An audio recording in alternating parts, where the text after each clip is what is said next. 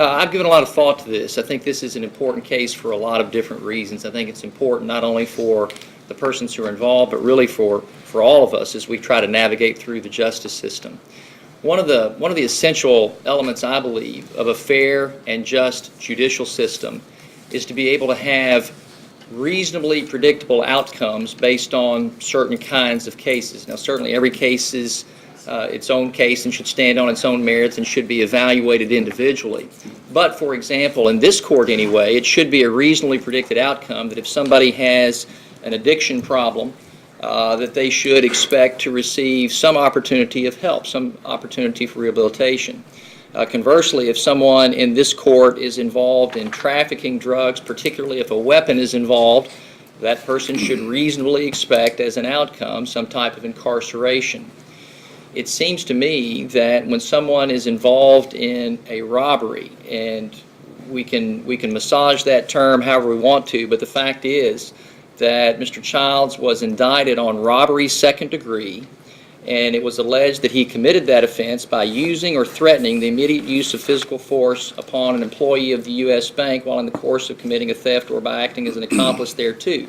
Obviously, he pled guilty to complicity, which, as you know, carries the same punishment. But in any event, it should be a reasonably expected outcome for anybody in Christian County, certainly that ends up in this court, that when somebody walks into a bank and walks out with over $8,000 that is not his or her, it is a reasonably expected outcome that that person will be incarcerated, that person will be imprisoned as a consequence for that behavior. I understand and appreciate that the Commonwealth takes into consideration a great many factors in making plea offers, and it's a very complex and difficult process at times. I also appreciate that the repayment of restitution is an important factor whenever restitution is owed, and I certainly understand why the repayment of restitution is an important consideration in making an offer. However, I would state as a reasonably expected outcome in cases in which restitution is owed or in which there is some type of theft, and we've dealt with this in other cases, that simply repaying the amount that was taken should not in and of itself significantly affect the ultimate result. For example, you may remember a few years ago that there was someone, Ms. Pryor, this may have been your case, I don't remember, someone who embezzled money or stole some money from one of our volunteer fire departments. And initially the idea was that if this person paid restitution, that this person wouldn't have a serious consequence in terms of an incarcerated period of time. That's just wrong. You shouldn't be able to steal from something from somebody, and then if you pay it back, you don't have a consequence. I mean, that's in essence an incentive to steal.